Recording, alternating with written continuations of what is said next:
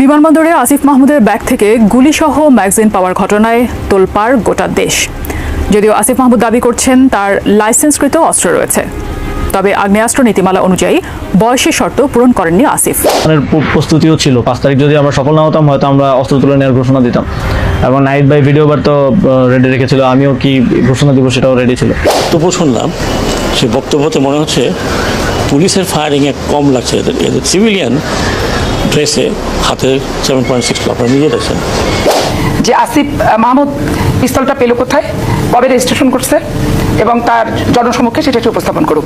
আসিফ মাহমুদ সজীব ভুইয়া ঢাকা বিশ্ববিদ্যালয়ের শিক্ষার্থী, একজন স্কুলের প্রধান শিক্ষকের ছেলে। কবে থেকে অস্ত্র গেল, আর কবে থেকে তিনি অস্ত্র চালানো শিখলেন, আর কবে থেকে তিনি অস্ত্র প্রশিক্ষণ পেলেন?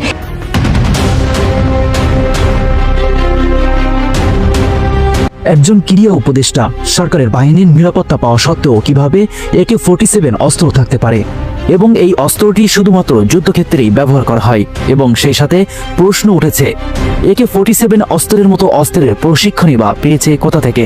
সত্যি কি মিলে যাচ্ছে তৎকালীন সময়ে উপদেষ্টা সাখাওয়াত হোসেনের সেই বক্তব্যের সাথে? সবচেয়ে বড় সন্দেহ 7.62 বোরের গুলি নিয়ে, এবং সেটা যে সিভিলিয়ানদের হাতে ছিল, সেই সন্দেহ প্রথম সূচনা করেন তৎকালীন স্বরাষ্ট্র উপদেষ্টা ব্রিগেডিয়ার জেনারেল সাখাওয়াত হোসেন। সাখাওয়াত হোসেন 8ই আগস্ট অন্তর্বর্তীকালীন সরকারে স্বরাষ্ট্র উপদেষ্টা হিসেবে দায়িত্ব পাওয়ার পর 11ই আগস্ট তিনি যখন আনসার সদস্যদের দেখতে হাসপাতালে গিয়েছিলেন, আহত আনসার সদস্যদের দেখতে, তখন বেরিয়ে এসে তিনি বললেন এই আনসার সদস্যদের বেশিরভাগই 7.62 বোরের গুলিতে আহত হয়েছেন, এবং শুধুমাত্র সেই হাসপাতালে নয়, আরো বিভিন্ন হাসপাতালে যেই আনসার সদস্যরা আছেন তাদেরও বেশিরভাগ জনই আহত হয়েছেন 7.62 বোরের গুলিতে। অথচ তাদেরকে তো পুলিশের গুলি করবার কোনো কারণ নেই, তাদেরকে গুলি করেছেন যারা আনসার সদস্যরা সাখাওয়াত হোসেনকে তখন বলেছেন তাদেরকে গুলি করেছে সিভিলিয়ান ড্রেস পরা লোকেরা, এবং সিভিলিয়ান ড্রেস পরা লোকেরা তাদেরকে আনসার গেইটের ভেতরে, মানে আনসারের এলাকার ভেতরে থাকা অবস্থায় লক্ষ্য করে 7.62 বোরের গুলি ছুড়েছে। মানে এর তো কোনো কারণ নেই যে আনসার সদস্যদেরকে পুলিশ বাহিনী গিয়ে 7.62 বোরের গুলি ছুড়ে আহত করবে। এমন এক বিস্ফোরক মন্তব্য করে তখন চাকরি হারিয়েছিলেন সাখাওয়াত হোসেন। এরপর থেকে অনেকবার বলা হয়েছে সাখাওয়াত হোসেনের বক্তব্য নাকি আমরা ভুল বুঝেছি, কিন্তু আজকে যখন এই তোষকের তলে স্নাইপার রাইফেল বেরিয়ে আসছে ছাত্রদের, তখন আবারও সাখাওয়াত হোসেনের সেই বক্তব্যটি শুনে আসা জরুরি। আমার কাছে আশ্চর্য লাগছে যে যা বক্তব্য শুনলাম, সে বক্তব্যতে মনে হচ্ছে পুলিশের ফায়ারিংয়ে কম লাগছে, এদের সিভিলিয়ান ড্রেসে হাতে 7.62 আপনারা নিজে দেখছেন। 7.62 মানে 7.62 রাইফেল। এখন ইনভেস্টিগেশন, ম্যাসিভ ইনভেস্টিগেশন দরকার। তার মানে হচ্ছে যে আমরা সিভিলিয়ানকে আর্ম করেছি। কারা গুলি ছুড়লো এখন পর্যন্ত সরকার কেন সেই রহস্য ভেদ করতে চায় না, এবং ভাববার কি কোনো কারণ আছে? হঠাৎ এদিকে ওদিকে গ্রামে গঞ্জে বুলেট পড়ে থাকতে দেখা যাচ্ছে 7.62 বোরের, কিংবা হঠাৎ হঠাৎ স্নাইপার বাইনোকুলার পাওয়া যাচ্ছে, কিংবা কলেজ ছাত্রের তোষকের নিচে স্নাইপার রাইফেল পাওয়া যাচ্ছে। ভাববার কি কোনো কারণ আছে? এগুলো বিচ্ছিন্ন ঘটনা। নিশ্চিন্ত হবার, আশ্বস্ত হবার, স্বস্তি পাবার কি কোনো কারণ আছে? স্বস্তি না পাবার আরেকটা বড় কারণ কি এই যে সরকার এই রহস্য ভেদ করতে চাইছে না যে কারা পুলিশ সদস্যদের, আনসার সদস্যদের আহত করলো 7.62 বোরের গুলি দিয়ে। এই প্রশ্ন সাখাওয়াত হোসেন করেছিলেন আগস্ট মাসে, এই প্রশ্ন আমাদের মনে এখনো রয়ে গেছে। তবে এখানেই শুধুমাত্র সাখাওয়াত হোসেনের বক্তব্যই নয়, মিলে গেছে 5ই আগস্টের পর নিজ মুখে বক্তব্য দেওয়া উপদেষ্টা আসিফ মাহমুদের এক বক্তব্যের সাথে। প্রস্তুতিও ছিল 5 তারিখ যদি আমরা সফল না হতাম হয়তো আমরা অস্ত্র তুলে নেওয়ার ঘোষণা দিতাম, এবং নাইট বাই ভিডিও বার তো রেডি রেখেছিল, আমিও কি ঘোষণা দিব সেটাও রেডি ছিল। তবে এর আগে আমরা এটা অনুভব করি যে পরবর্তীতে আমরা আসলে দেশটার আসলে কি হবে। সাবেক প্রধানমন্ত্রী শেখ হাসিনাও একটি বক্তব্যে বলেছিলেন, যত গণহত্যা বা যত কার্যক্রম পুলিশের দ্বারা সংগঠিত হয়নি, পুলিশের গুলিতে আঘাত হানতে পারে কিন্তু মৃত্যু নয়। এই বুলেট পুলিশ ব্যবহার করে না বা আমাদের কেউ ব্যবহার করে না, সেই গুলিতেই তারা মারা গেছে। এবং যখন এটা মিছিলের মধ্যে তারা ছিল, সেখানে কোন পুলিশ ছিল অনেক দূরে, হঠাৎ একটা গুলি লেগে মারা গেল, সেটা কিভাবে হয়?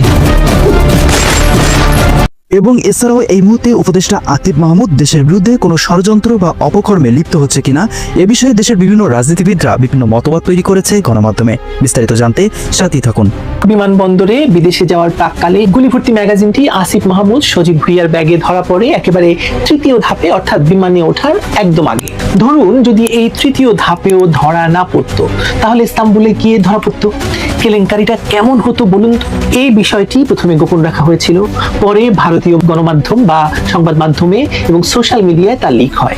দেশের দু একটি অনলাইনে সংবাদটি প্রকাশিত হলেও সেটি পরে তুলে নেওয়া হয়। বোঝায় শিশু উপদেষ্টা হিসেবে দায়িত্বপ্রাপ্ত আসিফ মাহমুদ সজীব ভুঁইয়ার ব্যাগে বিমানবন্দরে মিলেছে গুলি ভর্তি ম্যাগাজিন। বিভিন্ন সূত্র বলছে যে এই গুলি AK-47 রাইফেলে ব্যবহৃত হয়। আমি আগ্নেয়াস্ত্র বিশেষজ্ঞ নই, জানি না। সেনাবাহিনী থেকে আগত আমাদের আরেক উপদেষ্টা অবসরপ্রাপ্ত ব্রিগেডিয়ার জেনারেল সাখাওয়াত হোসেন সাহেব এই গুলি কিসে ব্যবহৃত হয় সে ব্যাপারে আমাদেরকে আলোকপাত করবেন কিনা। যদিও এর আগে জুলাই সন্ত্রাসে ব্যবহৃত রাইফেলের সত্য উচ্চারণ করতে গিয়ে তার ডিমোশন হয়েছিল, চাকরিটাই নাকি যেতে বসেছিল, টানাটানি পড়ে গিয়েছিল। নিতান্তই সেনাবাহিনীর লোক বলে তিনি বেঁচে গেছেন সে যাত্রায়। যা হোক, বিমানবন্দরে বিদেশে যাওয়ার প্রাককালে এই গুলি ভর্তি ম্যাগাজিন পাওয়া নিয়ে কি ঘটনা ঘটলো তা যদি আমরা সাজাই তাহলে দেখা যাবে যে গুলি ভর্তি ম্যাগাজিনটি আসিফ মাহমুদ সজীব ভুঁইয়ার ব্যাগে ধরা পড়ে একেবারে তৃতীয় ধাপে, অর্থাৎ বিমানে ওঠার একদম আগে। টার্কিশ এয়ারলাইন্সে তিনি ভ্রমণ করছিলেন, গন্তব্য প্রথমে ইস্তাম্বুল, পরে মরক্কো। ধরুন যদি এই তৃতীয় ধাপেও ধরা না পড়তো তাহলে ইস্তাম্বুলে গিয়ে ধরা পড়তো। কেলেঙ্কারিটা কেমন হতো বলুন তো? কিন্তু এত কিছুর পরও, এই বেআইনি এবং ভয়ঙ্কর বুলেট পাওয়ার পরও, মানে ম্যাগাজিন পাওয়ার পরও তিনি কেবল উপদেষ্টা বলেই এবং দেশটি বাংলাদেশ বলেই তাকে প্লেনে উঠতে দেওয়া হয়েছে এবং প্লেন ছেড়ে গেছে। এই বিষয়টি প্রথমে গোপন রাখা হয়েছিল, পরে ভারতীয় গণমাধ্যম বা সংবাদ মাধ্যমে এবং সোশ্যাল মিডিয়ায় তা লিক হয়। দেশের দু একটি অনলাইনে সংবাদটি প্রকাশিত হলেও সেটি পরে তুলে নেওয়া হয়। বোঝাই যাচ্ছে বিরাট চাপের মুখে সংবাদটি তুলে নিতে বাধ্য হয় তারা। দেশে নাকি গণমাধ্যমের স্বাধীনতার সুবর্ণ যুগ চলছে, বাম্পার ফলন চলছে বাক স্বাধীনতার। তাহলে ভাই প্রকাশিত সংবাদ তুলে নিতে হয় কেন? কেন সাংবাদিকদের চাকরি চলে যায় উপদেষ্টাকে প্রশ্ন করার জন্য? জানতে প্রশ্ন তো কতই আছে, কি উত্তর দিবে বলুন? তিনি তুরস্কে, মানে আসিফ সাহেব তুরস্কে নেমে স্ট্যাটাস দিলেন যে এটি তার লাইসেন্সকৃত অস্ত্রের ম্যাগাজিন। তিনি সবাইকে এই আবেদন করতে বলেছেন যে চাইলে আপনারা বন্দুক নিতে পারেন, আপনাদের যদি প্রয়োজন হয়, নিরাপত্তার প্রয়োজন হয়, তাহলে আপনি বন্দুক নিন, আপনার না করেছে কে? কিন্তু আমি জানি যে যদি আমি যদি লাইসেন্স চাই, কিন্তু লাইসেন্স পাবো না, কারণ আমাকে লাইসেন্স পেতে হলে যেসব ক্রাইটেরিয়া আছে, যেসব শর্ত আছে, সেসব শর্তগুলো মানে পূরণ করতে হবে এবং সেগুলো অনেকগুলো আমি পূরণ করতে পারবো না। যেমন ধরুন 3 বছর ধরে কত লক্ষ টাকা যেন ট্যাক্স দিতে হয় এবং আপনার দেখাতে হয় আপনার ট্যাক্স ফাইলে যেটা আপনি দিয়েছেন, আপনার জীবন সত্যি নিরাপদ নয় এবং এটি একটি সময় সাপেক্ষ ব্যাপার। আমি সেগুলো পূরণ করতে পারবো না, কিন্তু 30 বছর বয়সী আসিফের পক্ষেও সেগুলো পূরণ করা সম্ভব নয় বলে আমি নিশ্চিত। কিন্তু তিনি দাবি করেছেন তার লাইসেন্স আছে। সজীব দাবি করেছেন এটি লাইসেন্সকৃত, তবে প্রশ্ন থেকে যায় তার লাইসেন্স কি যোগ্যতায়, তার টাকা কোত্থেকে এলো? তাকে চ্যালেঞ্জ জানানো প্রয়োজন যে তিনি শর্ত পূরণ করার যোগ্যতায় কি করে অর্জন করলেন বা কি করে তার এই যোগ্যতা অর্জিত হলো, সেটা জনসম্মুখে তিনি প্রকাশ করুন। কিন্তু সেটা করবেন না বলেই আমরা ধরে নিচ্ছি যে লাইসেন্সকৃত বন্দুকের শর্ত তিনি পূরণ করেননি এবং এই অস্ত্রটি অবৈধ। আপনাদের মনে করিয়ে দেই, এই আসিফ মাহমুদ সজীব ভুঁইয়া এক সাক্ষাৎকারে বলেছিলেন যে তাদের নাকি পরিকল্পনা ছিল শেখ হাসিনা সরকারের বিরুদ্ধে সশস্ত্র বিদ্রোহ শুরু করা। সেনাবাহিনী যদি সে সময় জাতিসংঘের চাপে না পড়তো আর শেখ হাসিনার সরকারের নির্দেশে এই আসিফদের দমনে মাঠে নামতো, তাহলে নাকি আসিফরাও প্রস্তুত ছিল সশস্ত্র যুদ্ধের জন্য, অর্থাৎ অস্ত্র নিয়ে আন্দোলন চালানোর মতো সামর্থ্য তাদের ছিল। বিমানবন্দরে আসিফের ব্যাগে যে গুলি ভরা ম্যাগাজিন পাওয়া গেল, এটি যদি লাইসেন্সকৃত না হয় তাহলে এটি সেই অস্ত্র যা দিয়ে তারা যুদ্ধের প্রস্তুতি নিতে শুরু করেছিলেন শেখ হাসিনা সরকারের বিরুদ্ধে। তাই তো যুক্তি দিয়ে আলোচনা করি, তাহলে তাই বলতে হবে। আচ্ছা, আসিফের কি তাহলে অস্ত্র পরিচালনায় প্রশিক্ষণ আছে? তাহলে তিনি অস্ত্র মানে এমনি মানুষকে ভয় দেখানোর জন্য নিশ্চয়ই কেনেননি, তাই না? কখন নিলেন এই প্রশিক্ষণ তিনি? কে দিল তাকে প্রশিক্ষণ? যেতে যেতে বলে যাই, আসিফের এই অস্ত্র তার জুলাই আন্দোলনের সময় বিদেশ থেকে আসা অস্ত্রের চালান থেকে নিজের জন্য রেখে দেওয়া একটি অস্ত্র। এটি কোনো লিগ্যাল অস্ত্র নয়।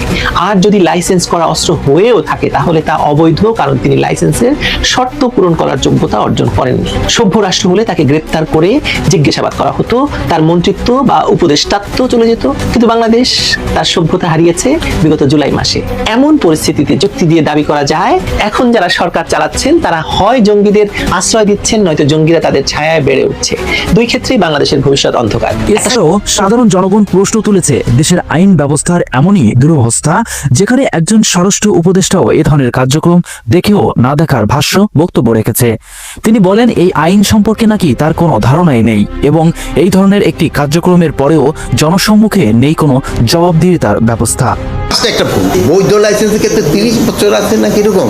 আমি অবশ্যই আইনটা মানে নতুন আইন হচ্ছে, আমি যেহেতু এই আইনটা পুরোটা দেখি না, এই ব্যাপারে আমি কিছু বলতে পারবো না। জানেন, একটা আগামী কাল থেকে শুরু হচ্ছে একটা আমাদের বড় ইভেন্ট, 1 জুলাই থেকে 5 অগস্ট পর্যন্ত। এই ব্যাপারটাই আমাদের আলোচনা হয়েছে। এখানে ধরেন যে বিভিন্ন পার্টি এবং বিভিন্ন সামাজিক সংগঠন, তাদের অনেক অনুষ্ঠান থাকবে। এই অনুষ্ঠানগুলি যেন নির্বিঘ্নে কিভাবে হতে পারে, এইসব ব্যাপারে আমাদের মেইন আলোচনা। প্রিয় দর্শক, একজন উপদেষ্টা বলে কি আপনি মনে করেন তার সকল অন্যায়, অবিচার এবং সকল অপরাধমূলক কার্যক্রম আইনের ঊর্ধ্বে? আর যদি আপনি মনে করেন এই সন্ত্রাসী কার্যক্রমের বিচার আসলেই বাংলার মাটিতে হওয়া উচিত বলে, তাহলে অবশ্যই আপনার মতামতটি কমেন্টে জানাতে ভুলবেন না। সাথে আছে শেখ হৃদয়, SN News 24 Ace।